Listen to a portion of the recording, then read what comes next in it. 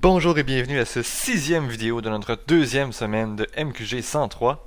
Dans cette vidéo-ci, on commence le chapitre 2 avec une petite introduction sur qu'est-ce que c'est qu'une fonction.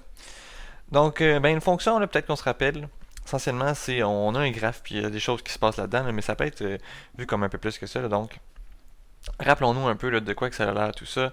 Donc, on a un axe des X ici qui est l'axe horizontal, un axe des Y ici qui est l'axe vertical, et normalement, on a une fonction. Donc une fonction, là, on a quelque chose, une petite vague comme ça ici, qui se promène dans notre graphique. Donc ça ici, c'est ce qu'on va appeler notre fonction de x, donc f de x, comme ça ici. Et ce qu'on dit essentiellement, c'est que la valeur en y, donc y, ici, ça va être notre variable qui est dépendante. Donc notre valeur en y va dépendre de la variable, de la valeur en x. Donc x va être la variable, indépendante. Donc le lien qu'il y a entre les deux, c'est vraiment que la valeur en y, donc si on prend un point donné, disons le point qui est ici, ça ici c'est un certain couple xy, donc il y a une valeur ici qui correspond à l'axe des x, il y a aussi une valeur ici qui correspond à l'axe des y, et donc pour chacun des points, la valeur en y dépend vraiment de la valeur de x. Donc c'est autant dire que la valeur de y varie en fonction de x. C'est pour ça qu'on l'exprime souvent comme étant y est égal à f de x, c'est parce que le y est une valeur qu'on obtient au travers d'une formule, au travers d'une peut-être quelque chose qui est relativement gros, mais une fois qu'on sait c'est quoi la valeur de x, on peut plugger la valeur de x dans la fonction et ça nous retourne une valeur de y. Pour illustrer ça, je vais juste descendre ici un petit peu et on va faire un petit dessin ensemble. Un petit dessin un peu abstrait, mais quand même. Donc on va se faire une boîte.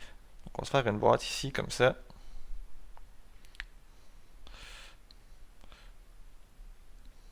Donc ça ici, cette boîte-là, ça va être ma fonction f. Donc ça, imaginez là, que c'est plein de petits engrenages. Là. Il y a quelque chose qui se passe là-dedans, qui travaille.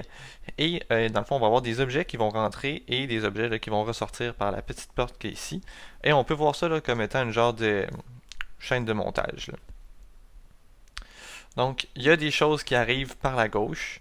Donc, disons ici, je pourrais avoir un petit cube qui arrive par la gauche et une fois qu'il a passé dans la machine, comme ça, il passe au travers de la machine, il va en ressortir ici par la porte de sortie et il va être devenu quelque chose d'autre.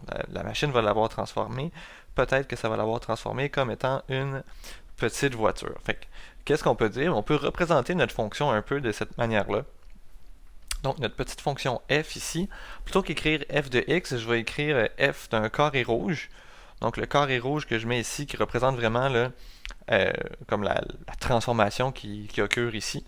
Et donc, dépendamment de qu'est-ce que je mets dans mon carré rouge, donc si je mets un petit cube, je voudrais savoir qu'est-ce que j'obtiens par la suite. Si là on se fie au dessin qui est ici, mon petit cube ici est devenu une petite auto. Donc la réponse ici, ce serait que ça devient une auto un peu de cette manière-là. Donc de la même manière, on peut faire à peu près la même approche là, en mathématiques. Donc si j'ai une fonction f de x qui est déjà prédéterminée, donc on me la donne, donc disons quelque chose de tout simple, c'est 2x plus 1, mais on pourrait réécrire ça un petit peu autrement. Donc à la place de l'écrire en termes de x, je peux l'écrire en termes de boîte. Donc f de une petite boîte, c'est égal à quoi? Ça va être égal à 2 fois le contenu de ma boîte. Et ensuite, j'ajoute 1. Et donc ça, c'est relativement intéressant de le voir comme ça parce que c'est un petit peu plus facile après à réutiliser. Pourquoi? On va juste voir quelques exemples. Donc si je fais F, là je mets ma petite boîte ici, et je décide de mettre, disons, 3x dans ma boîte. Qu'est-ce qui se passe? On utilise la règle qui est ici pour voir qu'est-ce qu'on devrait faire du côté droit. Donc on fait juste mettre dans la boîte à droite ici le contenu qu'on a mis dans la boîte à gauche. Donc on continue, on reste le 2 ici tel quel. On a notre boîte. Qu'est-ce qu'il y a dans notre boîte? Il y a 3x. Fait qu'on vient écrire 3x. Et après, on fait plus 1. Et donc là, on peut terminer. On peut faire l'opération. Ici, on a 2 fois 3x. Donc ça ici, ça revient à être 6x plus 1. Donc f de 3x serait égal à 6x plus 1. Et on peut faire ça donc pour plusieurs autres cas. Donc, pour avoir f et une petite boîte. Dans ma petite boîte ici, je pourrais mettre, disons, x carré plus 2. Et de la même manière, on va avoir 2 fois le contenu de la boîte. Donc le contenu de la boîte ici qui va être x carré plus 2. On a encore notre plus 1 qui est juste après. Et bien, on a juste à faire l'opération qui est ici. Donc on fait 2 fois le contenu de la boîte. Ça nous donne 2x carré plus 4 plus 1. Ça, c'est 2x carré plus 5. Et au besoin, on peut le faire avec des choses qui sont un peu plus abstraites. Donc, je peux faire encore mon petit f, je mets ma boîte, et là, dans ma boîte, je peux mettre absolument qu'est-ce que je veux. On peut mettre n'importe quoi. Donc, si je voudrais, je pourrais venir mettre un bonhomme sourire. Et logiquement, là, sans même se poser de questions, qu'est-ce qu'on a à faire avec ça? On réécrit notre fonction à droite. On a notre petite boîte. Qu'est-ce qu'on met dans le contenu de la boîte? On met notre bonhomme sourire. Et on continue avec notre plus 1.